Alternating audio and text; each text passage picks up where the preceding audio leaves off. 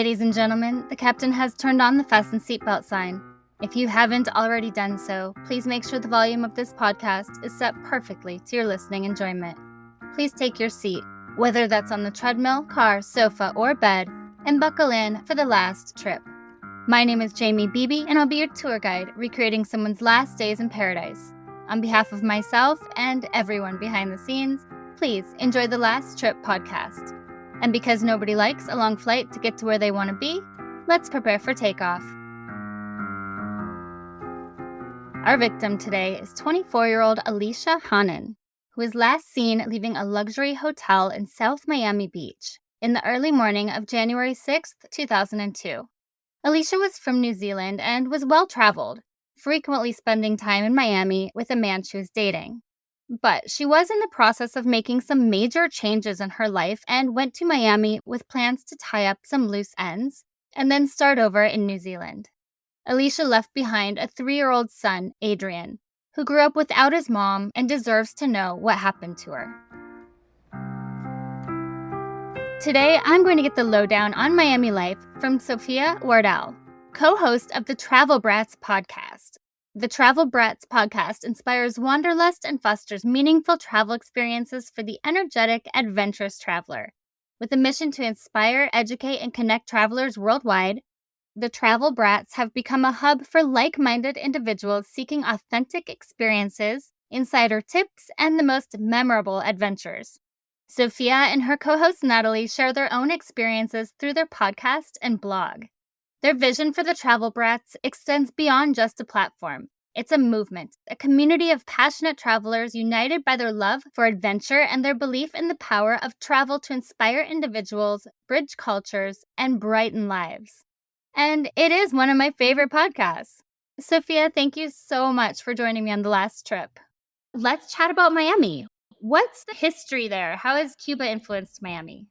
Cuba has had an extremely significant influence on Miami, particularly due to the waves of Cuban immigration to the city, especially after the Cuban Revolution in 1959.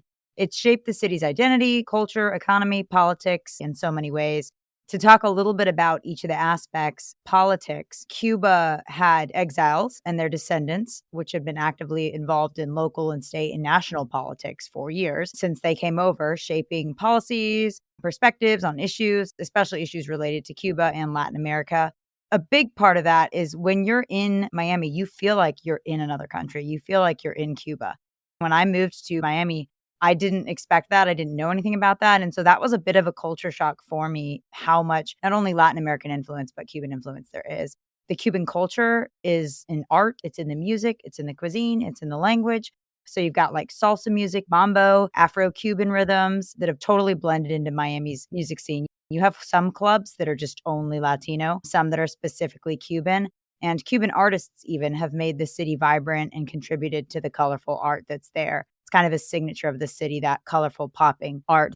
The cuisine, it's all over Miami. The city's got numerous Cuban restaurants and they serve authentic Cuban foods. Some of the signature dishes would be the sandwiches, the picadillo, and the arroz con pollo, but it's just done very well. And architecture, huge Cuban influence. The heritage can be seen in much of Miami's architecture. They have a neighborhood called Little Havana that's colorful Art Deco buildings and that classic Spanish-style architecture as well. In regard to language and demographics, Cuban Spanish is widely spoken in Miami, and that's a little different. You'll realize that the Spanish you learn in grade school is Spanish from Spain. And just like the United States has all these different lingos, whether you're from the Northwest or you're from California, or you're from the South, or even Florida, Spanish has the same thing. Cuban Spanish is really interesting, coming from a Mexican Spanish background for me. And then the economy, Cuban migration had a huge impact on the economy. And it contributed to growth of tourism, hospitality, international trade, especially, which we will talk about. Good trade and bad trade. And Cuban entrepreneurs have also established a ton of successful businesses in Miami, which played a huge part in enriching the city in terms of economic landscape and further diversity. When I think of Miami, I think of drug trafficking, cocaine cowboys, the 70s and 80s. Did that have a big impact on Miami? Yes, it did. The cocaine cowboys era and the drug trafficking had a huge impact on Miami during the 1970s and the 1980s. It caused a ton of drug-related violence, crime, corruption all over Miami. And it's because Miami was the major entry point for cocaine smuggling into the US for drug cartels. So the big drug cartels, Colombia, Mexico, they came into the US through Miami. The big one, for example, would be the Medellin cartel led by Pablo Escobar. This was an explosion of wealth in Miami from the drugs. And it was led by the cartel individuals, not only the leaders, but all of their people that were in on the lower levels, middle levels of the drug trade. It fueled construction and the huge construction boom because drug profits were laundered through real estate investments, which led to rapid development of luxury properties and businesses. However, it contributed to a culture of excess, which had conspicuous consumption and hedonism, and that just filled Miami and started a lot of the crime and the widespread violence. There were rival factions fighting for control of lucrative trade routes and markets. So this kind of tore the city apart. And law enforcement agencies really struggle to contain the violence as they do in those individual countries in Latin America, because with so much violence and they're so powerful that it is very hard to contain. There were high profile cases and efforts to crack down on the drug trafficking, but it created the entire cocaine cowboys era, which gave Miami its reputation as kind of a sin city marked by glamour and also danger, which still is around today. I like the idea of glamour and danger. That's the world I want to live in. I've heard Miami is called the Magic City. How did that come about? This is really interesting because this was prior to the whole drug entry into Miami. It was often referred to the Magic City, which is a coin termed by a local newspaper editor, Julia Tuttle. It developed in the late 19th and early 20th centuries, and she created the term to describe the transformation of Miami from this small, remote outpost city on the water in Florida that was kind of uncharted. And it transformed into a thriving metropolis overnight. It became something like you could compare it to back in the 20s when people were in New Orleans. It was the glitz and the glamour and the parties and the music. Julia Tuttle, she's quite interesting. She was a prominent Miami pioneer. She originally visited her parents in South Florida in 1875 and fell in love with Biscayne Bay, which is in Miami. And she later purchased 640 acres at the mouth of the Miami River and returned as a widow to live there in 1891. So she convinced Henry Flagler to bring his railroad down to the Miami River. And over 7 years that she lived there, she worked to build the community. And then in 1896, Miami was incorporated as an official city. And then from there, it experienced significant boom in population, infrastructure, and the economy in the early 20th century, fueled largely by the Florida East Coast Railway and the construction of the Port of Miami and the influx of people drawn to the area, especially because of the warm climate and all the new business opportunities. The nickname still fits the city's vibrant atmosphere, the culture, and just the ongoing growth and innovation.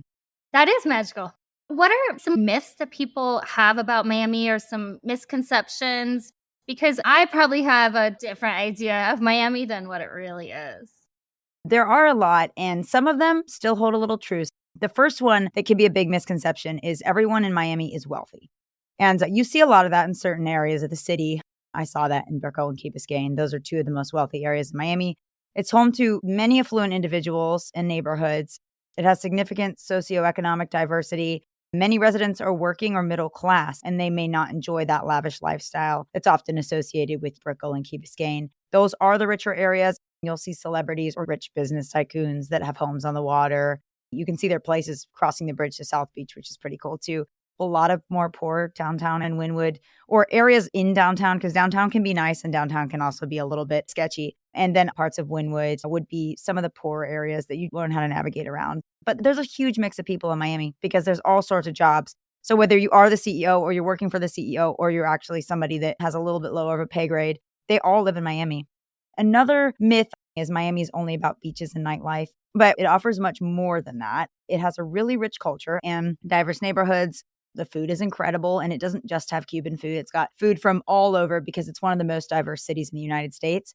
And it has a thriving arts community. Every year they hold Art Basel, and just the art is really fun to see in Miami. You don't necessarily have to be a party animal to enjoy Miami.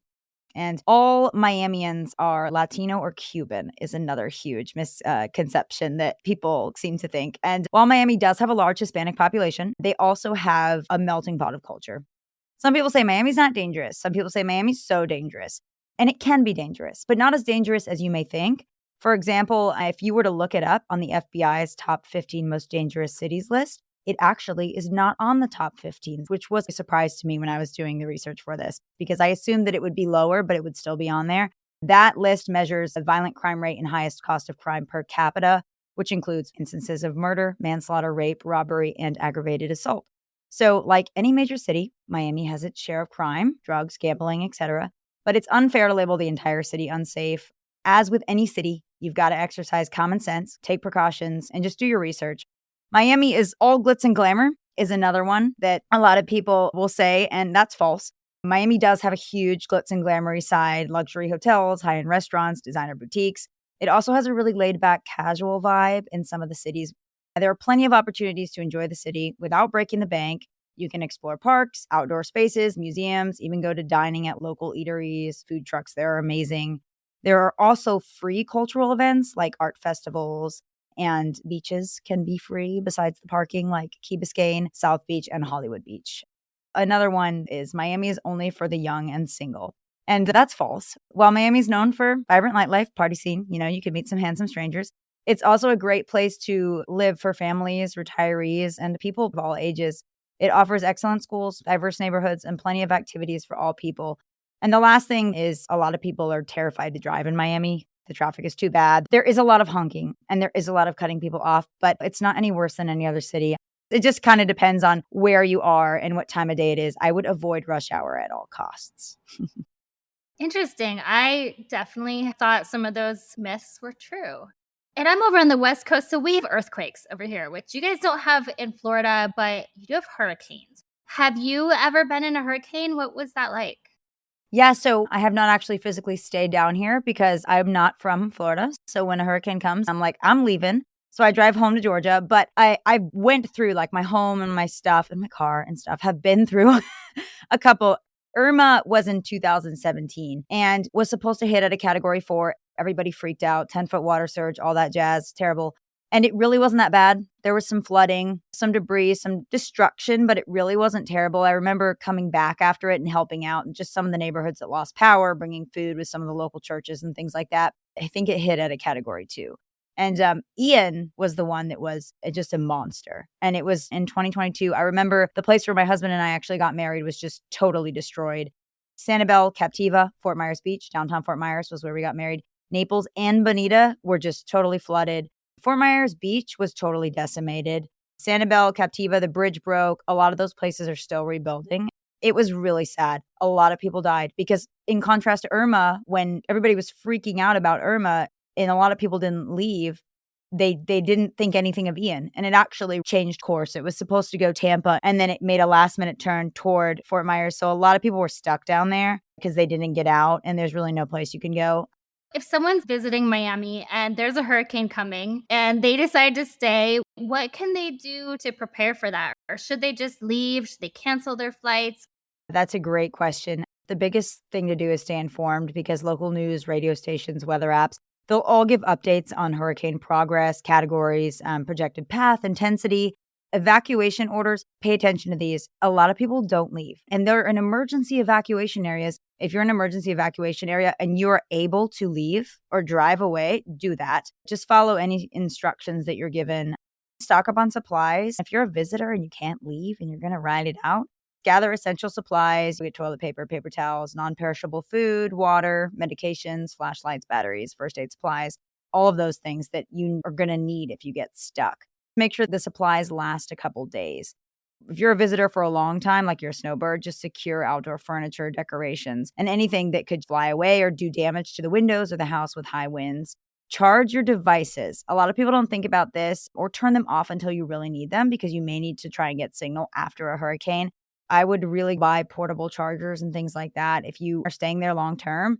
And then stay indoors during the storm. Once the hurricane arrives, please don't open your doors or windows just to get an Instagram video. It's not worth dying. Avoid flooded areas. Stay away from downed power lines. Use caution when you're venturing outside after the storm's passed.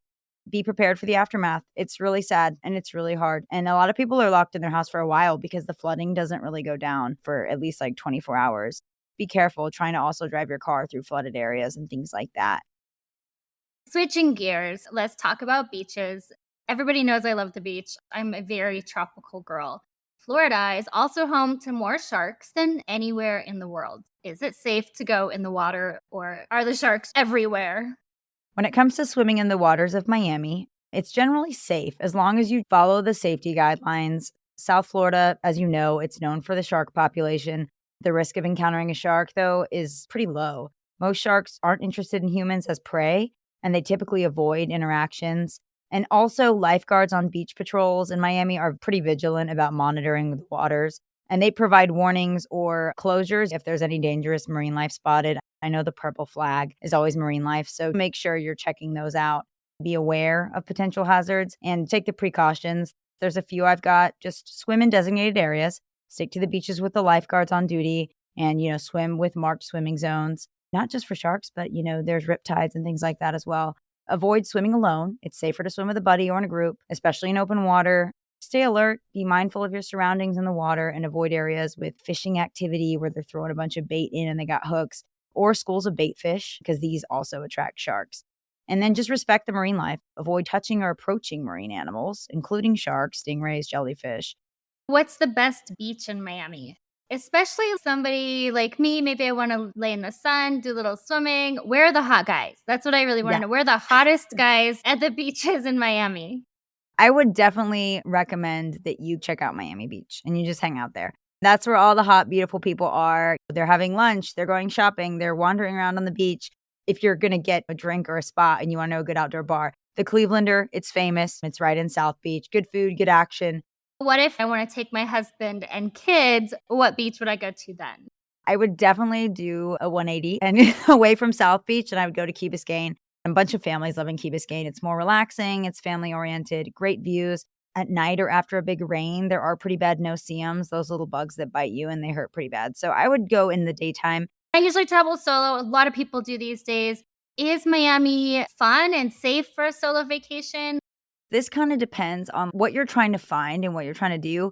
South Beach, it's popular for the vibrant nightlife. It's got a great amount of diverse shopping and dining options.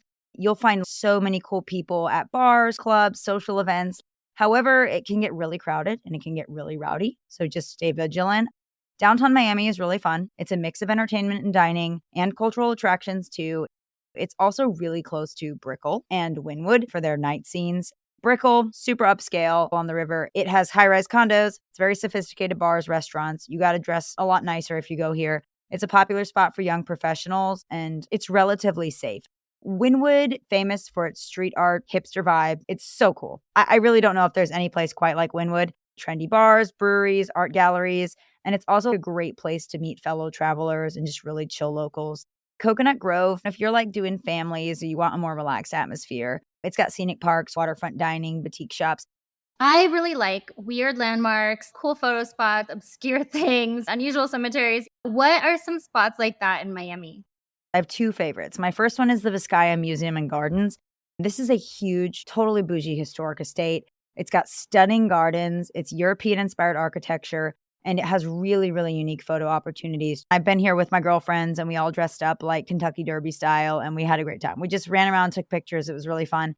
Another place is the Versace Mansion. This is where world-renowned Italian fashion designer Gianni Versace was murdered on July 15th, 1997. He was shot outside his Miami Beach mansion by Andrew Cunanan, a serial killer who took his own life 8 days later. And this South Beach mansion is now a killer lunch spot. You can even stay there, which it's a little pricey to stay there, but I've been there multiple times to eat, and they have this great lunch special. He's got this like rainbow bedazzled mosaic kind of pool. They let you just wander around the house and take pictures and check it out. Coral Castle is really interesting. It's a mysterious structure that was built by a guy named Edward Leeskauken. He used 1,100 tons of coral brick and secretly made it. So the construction is really a mystery. It wasn't this like obvious big project. One of Wynwood's staples is the Wynwood Walls Outdoor Museum, showcases large-scale works by some of the world's best street artists. It's a really unique spot for colorful photos. Another thing I would say is the Venetian Pool. It's a historic public swimming pool that was built in the 1920s, and it has waterfalls, caves, just really incredible landscaping, and it provides a really picturesque setting for photos. The Kampong is a neat botanical garden. So if you really like greenery and botanicals, that's a fun place to go and just check out the tropical fruit trees and flowering plants. And then you've got the Oleta River State Park, which is Miami's largest urban park, and it's along the shores of Biscayne Bay. You can kayak, you can hike, you can picnic among the mangrove forests. Deering Estate is really neat. This historic landmark is an estate, and it has guided tours of the mansion and gardens, and then you can access the scenic trails along the waterfront. If you're a history buff and you're really interested in World War II, which I am, the Miami Beach Holocaust Memorial, it's just a moving tribute to the 6 million Jews who perished in the Holocaust, and it has sculptures and reflection pools.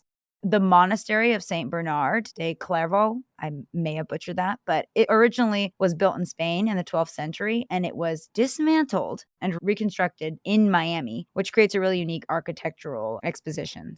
Grapeland Water Park is fun. It's quirky. It's full of sculptures. I would say this is kind of fun to bring kids. Has a giant pineapple and like a shipwreck themed play area. Miami City Cemetery. It dates back to the 19th century, and it's a cemetery that features historic grave sites, elaborate mausoleums, and it just has really neat, lush landscaping. I'm definitely going to visit some of those places. What if you're in Miami and you want to do a day trip out of Miami? What are some places that you'd recommend? Everglades National Park is a staple. It's a short drive from Miami. It's a unique ecosystem. It's full of wildlife. You can take an airboat ride to see alligators, birds, other wildlife, or you can explore the park's trails and visitor centers. It's also great if you're not from Florida and you're not used to seeing wildlife, and it's great for a family trip as well. Key West is always fun. It's about 3 to 4 hours from Miami, but it's worth the trip. It's got beautiful beaches, vibrant culture. You can visit Ernest Hemingway's home. You can explore Duval Street, and you can just relax by the water. You can also take a boat there or do boat rides there. Fort Lauderdale, it's only about 30 minutes from Miami. Beautiful beaches, shopping, dining, great cultural attractions. You can take a stroll along Fort Lauderdale Beach Promenade. You can visit the Bonnet House, which is actually really cool. And they also have a museum and gardens there. Or you can take a gondola ride along the city's canals, which is kind of fun and different. Biscayne National Park is beautiful. It's just south of Miami. It's perfect for the outdoor enthusiasts. You can go snorkeling, diving, explore the coral reefs, take a boat tour to see the historic lighthouse on Boca Chica Key, and enjoy spectacular views of the ocean. It's beautiful there. And I would say the last thing that's really cool in Wynwood is they have these garage parties. Well, they'll open up a garage, deck it out, put like drinks in there and like a photo, and you can just go in there with your friends, dress down, and just have a really fun time, drink mimosas and party in these garages that have DJs. So that's really, really cool. Coral Gables would be the last recommendation day trip I would have. It's upscale. It's known for Mediterranean revival architecture, greenery. It has the Venetian pool that we talked about and also the Biltmore Hotel. So it's a little more bougie, and you can spend the day exploring the shops, restaurants along, they call it the Miracle Mile, or visit attractions like the Fairchild Tropical Botanic Garden. Those garage parties sound fun. Our victim today, Alysha Hanin, was staying at the Shore Club in South Beach, Miami. I know it's a really luxurious hotel. Have you been there? Can you tell me anything about it? Yeah, I have not been there, but I have heard a lot about it. It's in the heart of South Beach, so Collins Avenue facing South Beach. It's known for the upscale amenities, very stylish, vibrant. The rooms are huge suites, luxury penthouses. The dining, they have the Shore Club Sky Bar and Lounge with incredible view of Miami. And then they have craft cocktails there, tapas, live music, very chic, very trendy. It's on the beach, so it features a pool surrounded by tropical gardens, and then it's got bougie cabanas with the flat screen TVs and the mini bars and direct access to the beach, which is always nice. It's got a great fitness center, spa services, concierge assistance, valet parking, because every bougie hotel in Miami has great valet parking. Alysha actually went missing in 2002. Was Miami a lot different in 2002? Yeah, in 2002, I would say it was still vibrant and diverse like you see today. Miami has always just been a major tourist destination. South Beach mainly in 2002 was an epicenter for just like the party scene in Miami.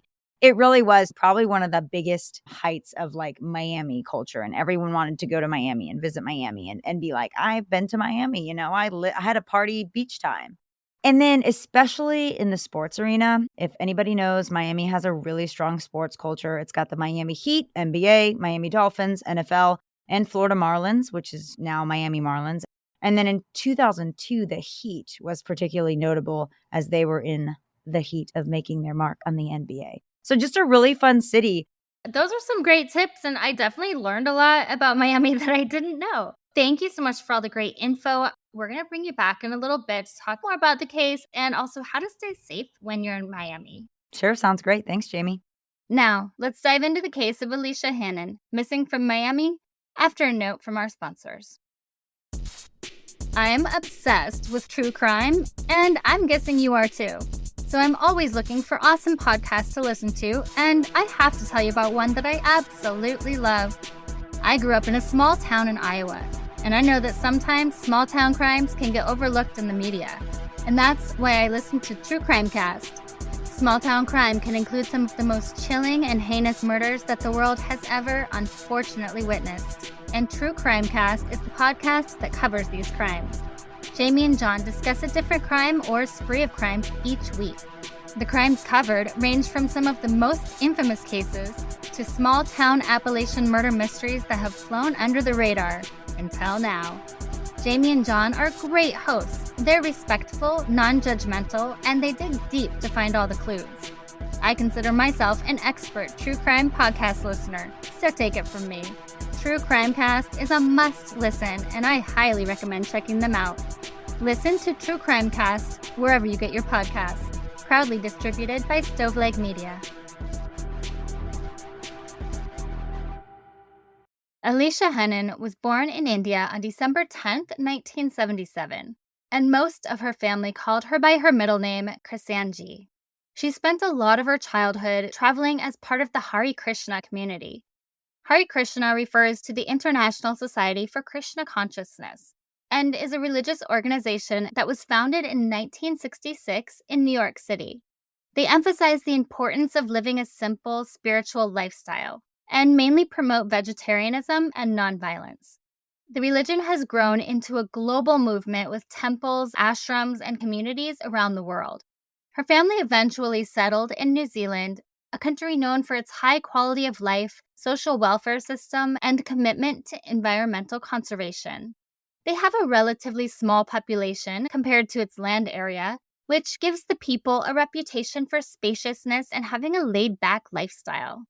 Alysha had her son, Adrian, when she was in her early 20s, but sadly his father died when he was just 4 months old. Although that left Alysha alone to raise her son, her mom, Scylla Sank, took a front seat in helping to care for him.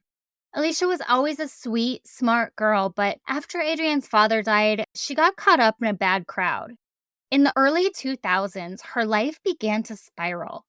While it may have started out innocently with partying, drugs, and money, she got sucked deeper into the nightlife as her drug use increased, and she started working as an escort.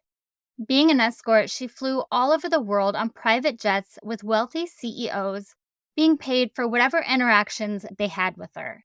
She was part of an elite group of women that was invited to party on Jeffrey Epstein's island, which I'm sure looked really glamorous from the outside, but as we know, those men prey on vulnerable people, and Alysha was in a very vulnerable spot in her life. While she was traveling and partying, her mom's house in New Zealand was home base. When she didn't bring her young son on trips with her, he'd stay in the safety of her mom's care. By 2002, Alysha was done with the lifestyle and was ready to make a major change. She had been traveling to Miami on a consistent basis to see a man she was dating, but he was a really bad guy. It took a little digging, but I got some information about Alysha's boyfriend. In my research, several news sources alluded to him but kept his name private, likely because Alysha's disappearance is an active investigation. So in this episode, we'll call him Mark. Mark was a civil rights lawyer living in Miami. And while I don't know much about their relationship, I do know that on July 19th of 2001, he was charged with 2 counts of misdemeanor battery against Alysha. There was also a charge of resisting arrest, but that was dropped. In the report, he was accused of dragging and pushing Alysha and her son, who was just 2 years old, out of their apartment. Mark entered a plea of not guilty and motioned for a jury trial. The discovery process began, and Alysha was issued a subpoena on September 19, 2001, but she never responded to it. And we know this happens with many abused women. So the case was discharged on September 24, 2001, and the file was destroyed.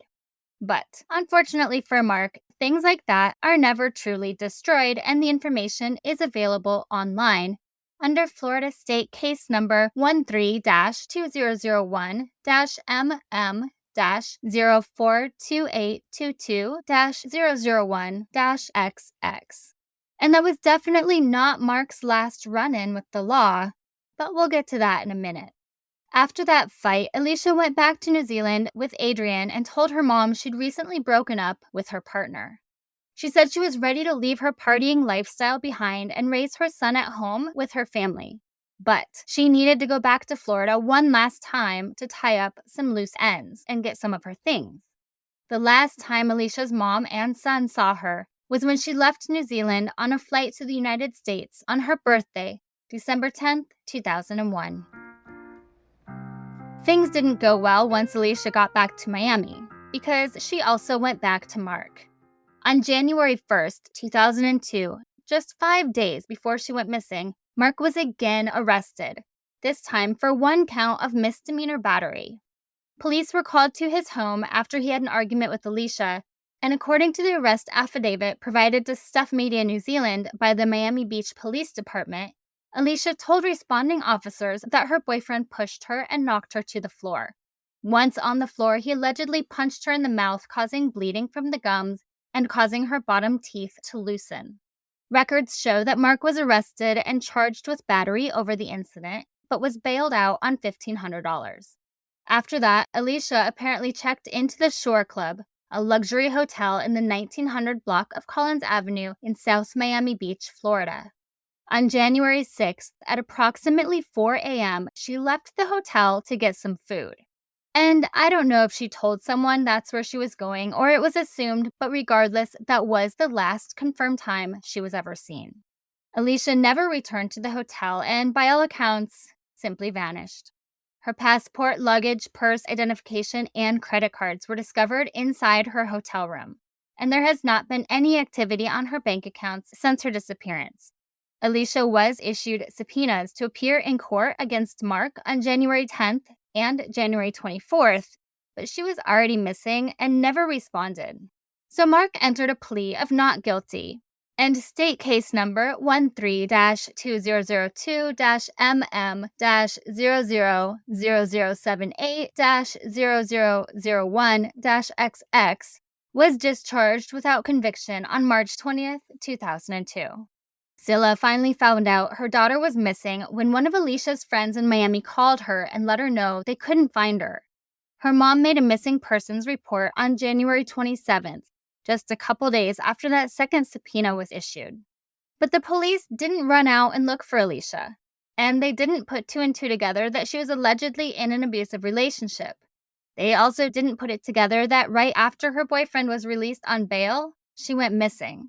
Instead, as soon as they heard Alysha had problems with drugs and worked as an escort, she went to the bottom of their pile. And this is nothing new. We've seen many women like Alysha be swept aside when they go missing just because of their lifestyle.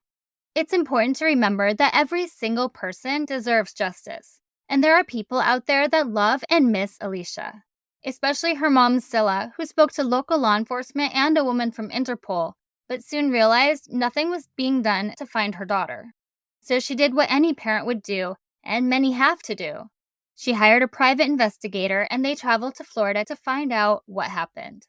When they arrived, police handed over Alysha's things. There was some jewelry and a jewelry case she knew was hers, but not her clothing. About the clothing, Scylla told the media she liked nice things. This looked like what you'd find in a black rubbish bag at an op shop. She wouldn't wear those kinds of things. The police also gave her mom the $22 they found with her belongings at the hotel, but kept a hairbrush, so they had a sample of Alysha's DNA. They didn't seem to be doing much more than that to find Alysha. But Scylla wasn't going to give up. She needed answers for herself and the little boy Alysha left behind. They tracked down Mark, who only spoke briefly with the private investigator before leaving the state. And since then, her family has not been able to find him again. But this was over 20 years ago, and with the internet being so much easier to navigate now, I was able to find him quite quickly, so the police should also be able to find him if they'd like to question him. Scylla and the private investigator spent 10 days in Miami, but they didn't find any clues and were no closer to finding out what happened to Alysha. The private investigator, ex-police detective Michael Campbell, said, "This was a tragic series of events which involved a beautiful young life, and there's no reason why this case couldn't be solved." Through the years, Miami police would occasionally reach out to Alysha's family to say that while the case was cold, it was still active. But was the case really active? On Alysha's official missing person report, Mark is written down as a suspect. So I have an idea who I'd look at if I worked in law enforcement. Speaking of suspects, Mark was eventually disbarred on November 7th, 2007, not for domestic abuse or murder, but instead he was convicted of 2 counts of grand theft. There was an emergency suspension on his license issued in Florida on March 1st, 2007. This meant the attorney's conduct had posed harm to the community or to clients, and the attorney is not allowed to practice law until they get the problem resolved. But the problem wasn't resolved, because after the review of his bank records by the branch auditor, it revealed clear, convincing, and undeniable evidence that he had misappropriated thousands of dollars of clients' funds, so they took his right to practice law away in Florida. Basically, he was using recent deposits from clients to satisfy obligations incurred in prior periods, similar to a Ponzi scheme. He was spending money that wasn't his. Then, when he got a deposit check from somebody, he would use that to pay back the deposit from somebody else. Mark being disbarred doesn't mean he murdered Alysha, and it gets us no closer to finding out what happened to her, but it does show the type of person he is. Alysha was finally entered into NamUs on March 13, 2013, case number MP19635. Alysha's son, Adrian, is now 1 year older than Alysha was when she went missing. He grew up without his mom and deserves to know what happened to her.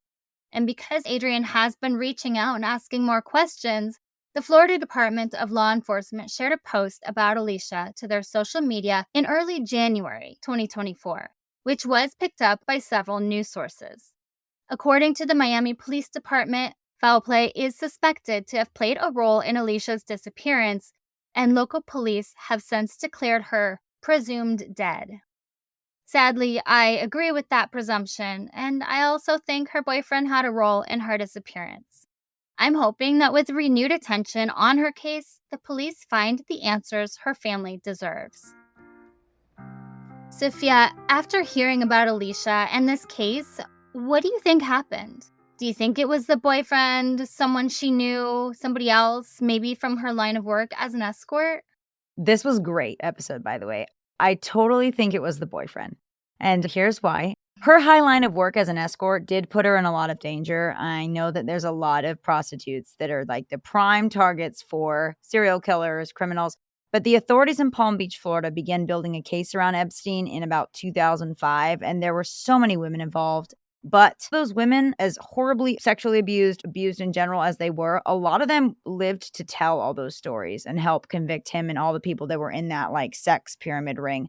So I don't believe they would have murdered her or been a primary suspect, any of Epstein's associates. However, she did provide her sexual services for a client that night, which I thought about. And that random client could have murdered her because you see that all the time. But in regard to saying to her mom she was done, she was just going back there to close things out, collect things, I find it hard to believe she did randomly do a last minute like sex transaction before flying home. And the timing is just, like you said, way too ironic with her boyfriend. They had that physical dispute. He got out of jail and she disappeared. The last night she's supposed to be there, I imagine he knew she was leaving as well. And so I just think that it was probably the boyfriend. There could be other theories, but I'm going to go with he wasn't happy she was leaving him as his motive, and he just did her in. And he's clearly a violent guy. I totally agree. But I always think it's the boyfriend, so I like that you're agreeing with my thoughts on that. For anyone planning to visit Miami, we want you to enjoy your trip and stay safe. Miami Beach has one of the highest crime rates in America compared to all communities of all sizes. Violent crime is more than double the U.S. average, and property crime is almost 3 times the average. The chance of becoming a victim of either violent or property crime in Miami Beach is 1 in 10. Knowing all that, Miami is an amazing place to visit, and I definitely recommend putting it on your travel list.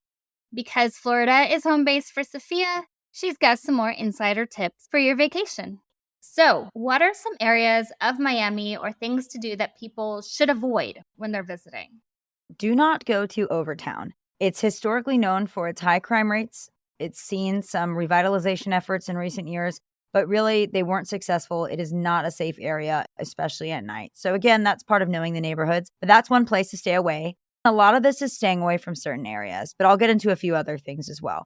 Liberty City is another neighborhood with a reputation for crime. Little Havana, we discussed Little Havana. It's got really cool Cuban vibes, but it is very sketchy in certain areas that just aren't safe, particularly at night. If you want to go, please just exercise caution, go there in the day, stick to a well-lit, populated area. Avoid certain beaches at night. While Miami's beaches are beautiful during the day, there's lots of people around. They can be very unsafe at night because there's no people and they're not well lit. So just stick to well-populated beach areas and avoid isolated, poorly lit beach areas. Be cautious of scams and tourist traps. There's a lot of people that never think about this. Just be wary of overly aggressive street vendors trying to give free tours that require you to purchase a ticket at the end or scan your card or give them some sort of number on your card. And there's a lot of other schemes. So just be wary of that. I was walking down the street in Brickell in the broad daylight, and this guy came up to me and said he just came from an Armani emporium and he had all these fake Armani watches, but a lot of people don't know what's fake and what's real and tried to get me to buy one. I said, "Oh, sorry, I don't have any money." And I don't speak Italian. The guy spoke Italian and he was still trying to convince me. I didn't understand what he was saying. And I said, "I don't speak Italian." And he said, "Oh, well, what? You can just take the watch, let's just go to the ATM."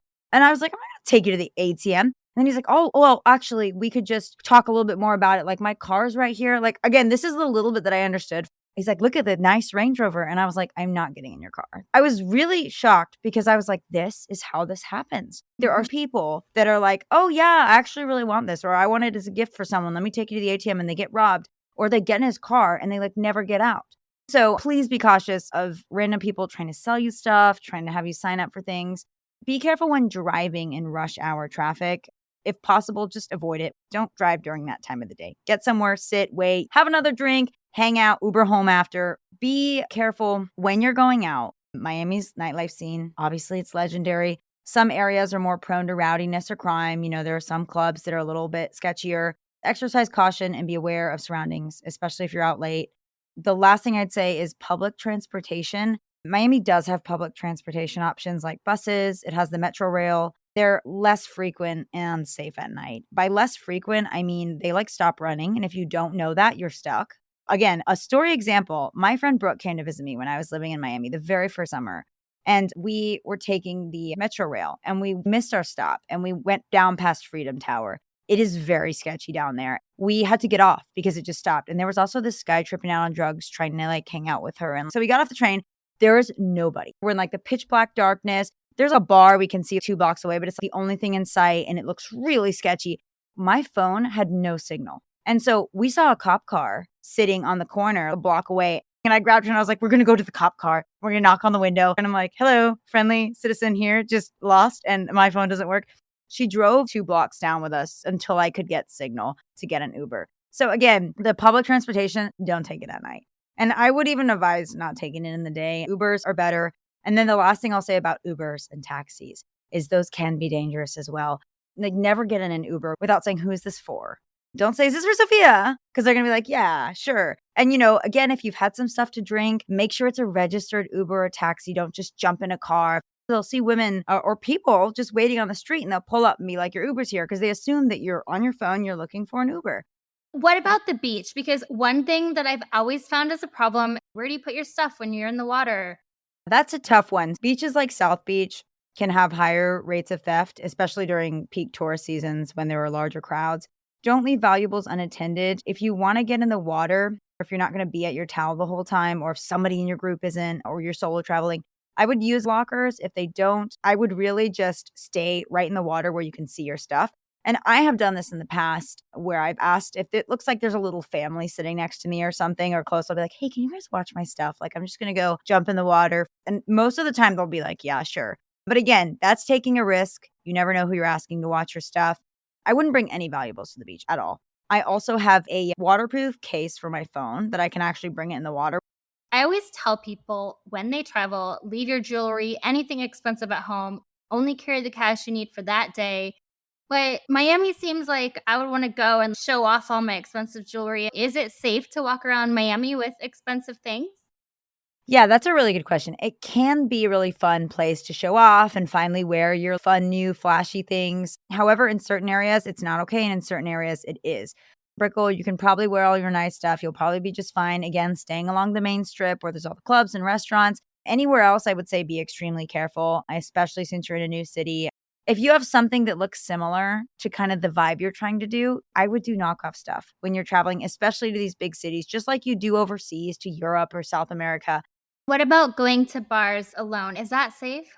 They can be, but I would avoid it if I could. So many female solo travelers get targeted in Miami, especially in bars and clubs, not only for theft, but they get drugged. There's a huge amount of sex trafficking that goes on in Miami. Don't take a drink from a stranger at a bar, especially if you can't see it being poured by the bartender. Men in Miami can be very aggressive. It's a little bit of the part of the Latin culture. And so you just have to be very upfront with them. And if they still don't leave you alone, walk to a bouncer. There's bouncers everywhere in those big clubs and just say, hey, this guy won't leave me alone. And they'll tell him to leave you alone. And if he doesn't leave you alone, they'll most likely throw him out. Don't be afraid to do that. That's why they have security at these places.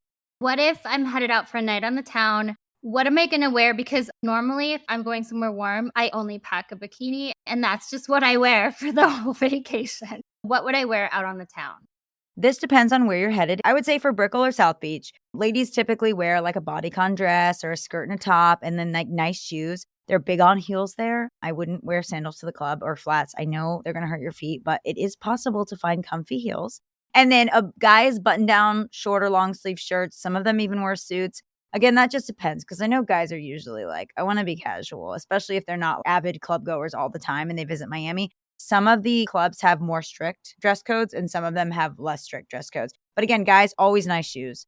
If a girl were to wear a romper and like shorts and a crop and like sandals or sneakers, or a guy were to wear a t-shirt and jeans, that would be more like a Wynwood kind of style, going to a bar there, going to a garage party. And then if you go to a club, then I would dress fancier. The last thing I want to say about this is on the note of promoters, when you're going out in Miami on a night on the town, and you're trying to get in with a promoter. Again, if people don't know who promoters are, real quick, they will get women into clubs because they want to populate the clubs with women, with attractive ladies. And so to be able to get in a club and have free drinks all night and have a good time, it's a big money saver, but you also have to dress up nice and don't get your feelings hurt. You have to look the part to get in. It's a fun way to save money, and they do actually look out for you while you're in the club. I've always liked that as kind of having a friend there. I'm all about true crime and watching crime on TV all day. I always see criminals dumping bodies in the swamps because the crocodiles take care of all the evidence. So does that really happen? So many bodies have been found in swamps, but it's not necessarily a common method of disposing of evidence, nor is it a foolproof way to eliminate all traces of a crime. And I'll explain that.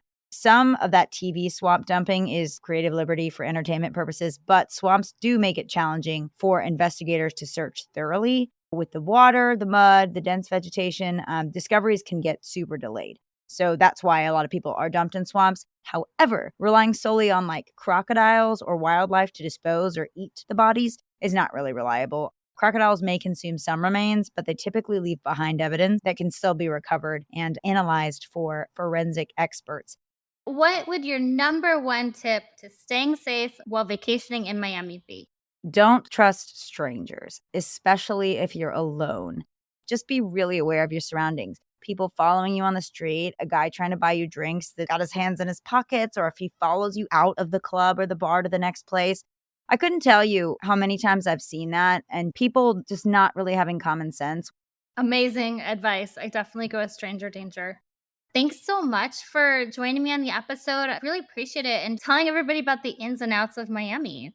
It was great to come on and just to share it. It's a beautiful, fun place. So don't let us scare you away just because there's your occasional horror story. Jamie, again, thanks so much for having me on the podcast. And I can't wait to hear more of The Last Trip. Alysha Hanin walked out of the Shore Club in South Beach, Miami on January 6th, 2002, and was never seen again. Alysha was 24 years old when she went missing and would now be 46. She had long blonde hair, blue eyes, 5 feet 6 inches tall, and 120 to 130 pounds. She was wearing a gold ring with a yellow stone. Her ears are pierced and her left nostril is pierced too. She has a scar on the pad of her right index finger.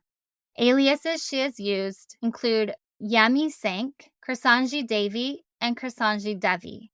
Police have renewed their investigation, recently posting information about Alysha's disappearance on social media as part of their Missing Monday series in January. Let's help them and Alysha's family get justice. If you know anything about Alysha's disappearance, please call the Miami Beach Police Department at 305-673-7945. And finally, remember to leave a review and rate this podcast 5 stars if you like the show, or hell, even if you don't. But either way, feel free to let me know what you think. Please follow The Last Trip on Instagram at The Last Trip Crime Pod and subscribe on Patreon to support the show. You'll get extra research, videos, photos, and updates, and even learn more about my personal travels. That's patreon.com/The Last Trip Podcast.